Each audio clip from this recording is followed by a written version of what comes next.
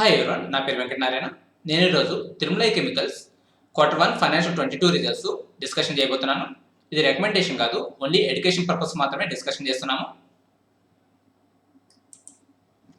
మనం ఇప్పుడు consolidated year on year results అలాగే quarter on quarter results check చేస్తున్నాము. మనం ఎక్కువ ఇంపార్టెన్స్ ఇయర్ ఆన్ ఇయర్ రిజల్ట్స్కి ఇస్తామన్నమాట. సో ఫస్ట్ వన్ వచ్చి revenue from operations. So previous year వీళ్ళకు 113 క్రోర్స్ రెవెన్యూస్ వచ్చినాయన్నమాట. ఈ సంవత్సరం చూస్తే 397 క్రోర్స్ వచ్చిందనమాట. అంటే ఇక్కడ దగ్గర దగ్గర 285 క్రోర్స్ రెవెన్యూ ఫ్రమ్ ఆపరేషన్స్ పెరిగినాయి అనమాట. సో మనము జూన్ క్వార్టర్ రిజల్ట్స్ చెక్ చేసేటప్పుడు ఒక పాయింట్ గుర్తుపెట్టుకోవాలి. సో లాస్ట్ ఇయర్ జూన్ క్వార్టర్లో లాక్డౌన్ అనేది ఎక్కువ రోజులు పెట్టినారనమాట. దానివల్ల చాలా కంపెనీలు బిజినెస్ ఎఫెక్ట్ అయినాయి అనమాట. అది గుర్తుపెట్టుకోవాలి. ఈ సంవత్సరం జూన్లో కూడా లాక్డౌన్ పెట్టినారు, కానీ ఇప్పుడు తక్కువ పెట్టినారనమాట.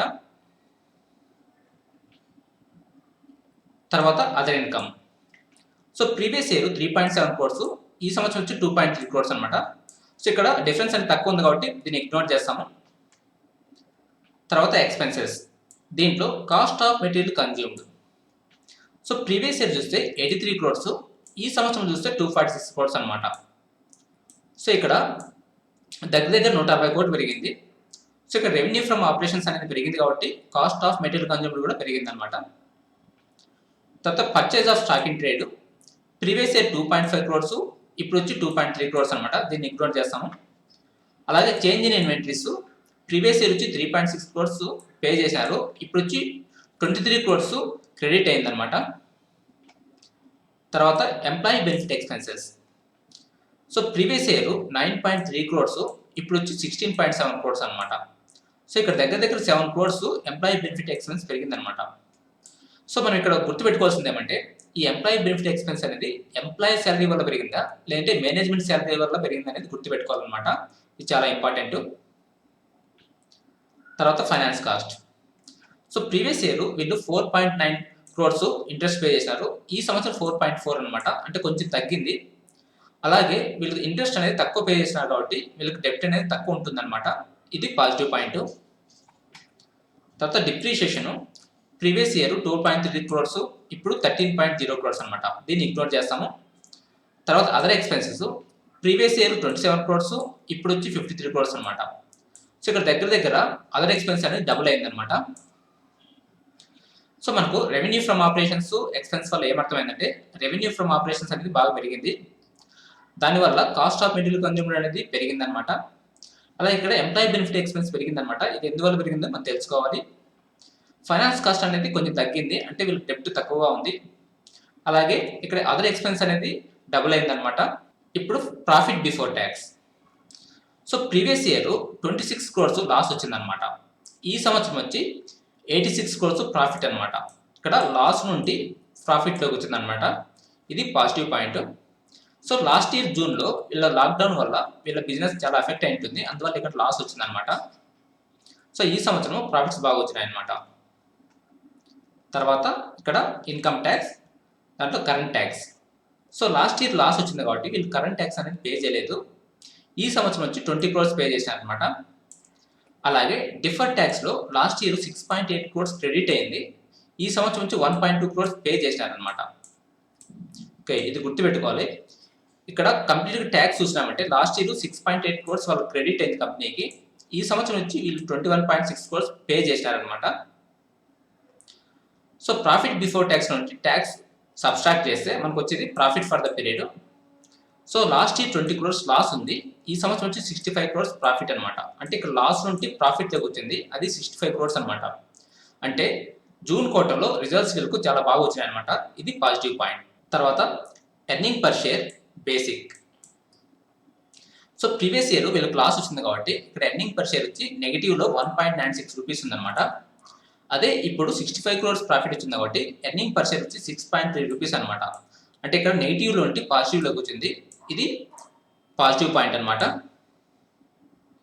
ఇప్పుడు క్వార్టర్ ఆన్ క్వార్టర్ చెక్ చేస్తాము. Quarter on quarter revenue from operations. So previous క్వార్టర్లో 386 క్రోర్స్ వచ్చింది, ఇప్పుడు 397 క్రోర్స్ అనమాట. అంటే జూన్ క్వార్టర్లో కొన్ని రోజులు లాక్డౌన్ పెట్టినా కూడా ఇక్కడ సేల్స్ అనేది పెరిగిందనమాట. ఇది పాజిటివ్ పాయింట్. అలాగే ప్రాఫిట్ బిఫోర్ ట్యాక్స్ వచ్చినప్పుడు లాస్ట్ క్వార్టర్ 100 క్రోర్స్, ఇప్పుడు 86 క్రోర్స్ అనమాట. ఇక్కడ కొంచెం తగ్గింది. తర్వాత ప్రాఫిట్ పర్ ద పీరియడ్ చూసినట్టే లాస్ట్ క్వార్టర్ వచ్చి 84 క్రోర్స్, ఇప్పుడు 65 క్రోర్స్ అనమాట. ఇక్కడ 19 క్రోర్స్ తగ్గింది. ఇక్కడ లాస్ట్ క్వార్టర్లో వీళ్ళు ఇన్కమ్ ట్యాక్స్ తక్కువ పే చేసినారు, అలాగే 2.2 క్రోర్స్ క్రెడిట్ అయింది అనమాట. కానీ ఇప్పుడు వీళ్ళు 21.5 క్రోర్స్ పే చేశారు అనమాట. దీనివల్ల సో ఇప్పుడు ఇక్కడ ప్రాఫిట్ ఫర్ ద పీరియడ్ తగ్గిందన్నమాట క్వార్టర్ ఆన్ క్వార్టర్. కానీ మనం క్వార్టర్ ఆన్ క్వార్టర్కు ఎక్కువ ఇంపార్టెన్స్ ఇవ్వనవసరం లేదు, ఎక్కువ ఇయర్ ఆన్ ఇయర్ చెక్ చేస్తాము. సో మనకు అర్థమైంది ఏమంటే Tirumalai chemicals year on year results అనేది చాలా బాగా వచ్చినాయి అనమాట. ఇది పాజిటివ్ పాయింట్. ఇప్పుడు వాల్యుయేషన్ చెక్ చేస్తాము. సో ఫస్ట్ ఇక్కడ త్రిమలై కెమికల్స్ కరెంట్ ప్రైస్ ఎంత ఉందంటే 169 రూపీస్ అనమాట. ఓకే, రిజల్ట్స్ రాకముందు ఓకే దీని ప్రైస్ ఏంటంటే 178 రూపీస్ ఉంది. సో ఈరోజు రిజల్ట్స్ మార్కెట్ అవర్స్లో వచ్చింది. సో రిజల్ట్స్ వచ్చిన తర్వాత దీని ప్రైస్ 178 నుండి ఇది 169కి వచ్చింది అనమాట. దగ్గర దగ్గర 10 రూపీస్ తగ్గింది. అది 2.73% అనమాట. ఓకే, అంటే మార్కెట్ ఈ రిజల్ట్స్ను పాజిటివ్గా తీసుకోలేదన్నమాట, కొంచెం తగ్గింది ఇక్కడ ప్రైస్. సో తర్వాత ఇక్కడ కార్పొరేట్ యాక్షన్ చెక్ చేస్తాము. ఇక్కడ డివిడెండ్ చూసినామంటే 2018లో వీళ్ళు డివిడెండ్ అనేది 20 రూపీస్ ఇచ్చినారనమాట. తర్వాత ఇక్కడ స్ప్లిట్ చేసినారన్నమాట, 10 రూపీస్ నుండి 1 రూపీ అనమాట. తర్వాత 2019కి వచ్చి వీళ్ళకు 2 రూపీస్ ఇచ్చారనమాట. అంటే ఇక్కడ 10/1 అంటే సో 10 × 2 తీసుకుంటే 20 అనమాట. అంటే 2018లో 20 రూపాయలు ఇచ్చినారు, ఇక్కడ స్ప్లిట్ చేయకుండా ఉంటే అప్పుడు కూడా ఇది 20 రూపాయలు ఇచ్చేదనమాట. సో తర్వాత 2020లో ఇక్కడ వీళ్ళు డివిడెండ్ అనేది ఇవ్వలేదన్నమాట. తర్వాత మళ్ళీ 2021కి వచ్చేలకు ఇక్కడ 2.2 రూపీస్ డివిడెండ్ ఇచ్చారనమాట.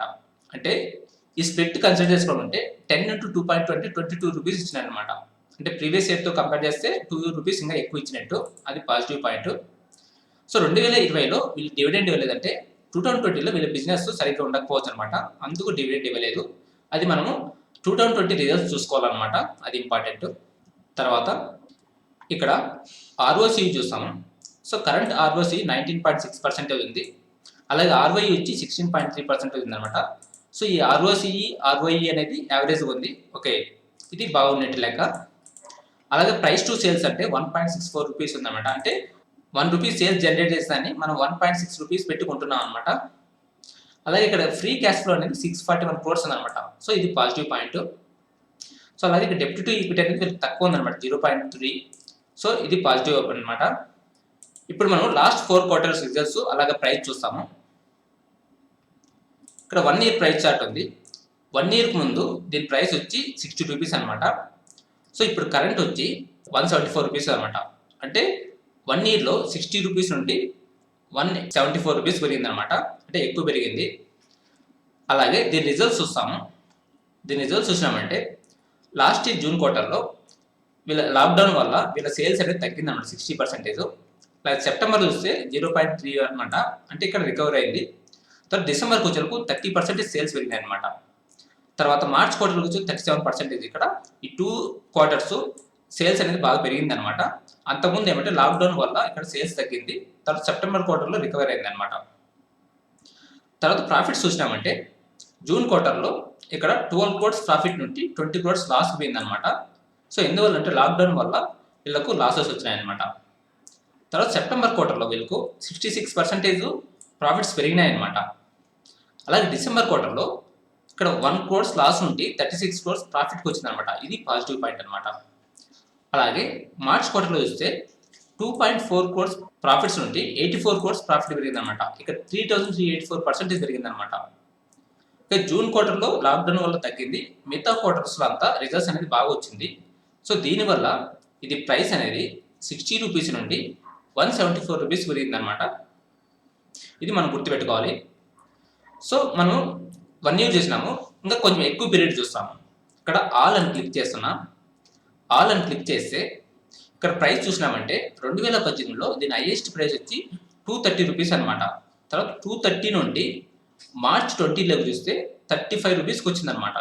అంటే 230 నుండి 35 రూపీస్కు, మళ్ళీ 35 రూపీస్ నుండి ఇప్పుడు 174 రూపీస్ ఉందన్నమాట. అంటే దీని హైయెస్ట్ ప్రైస్ వచ్చి 230 రూపీస్ అనమాట.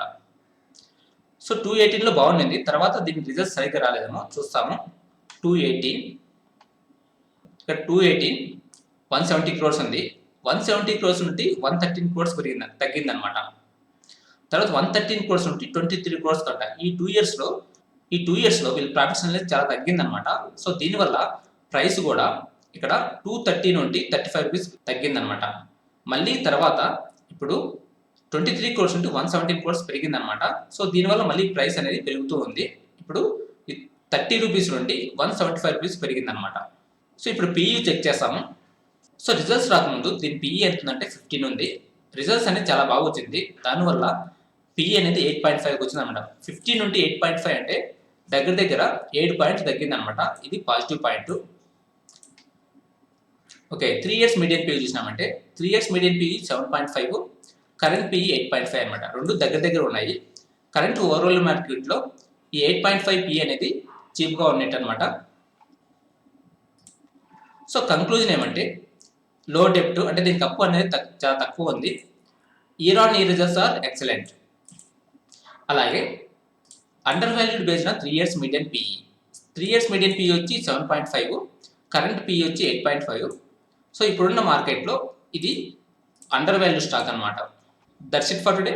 Thank you for watching. Have a nice day.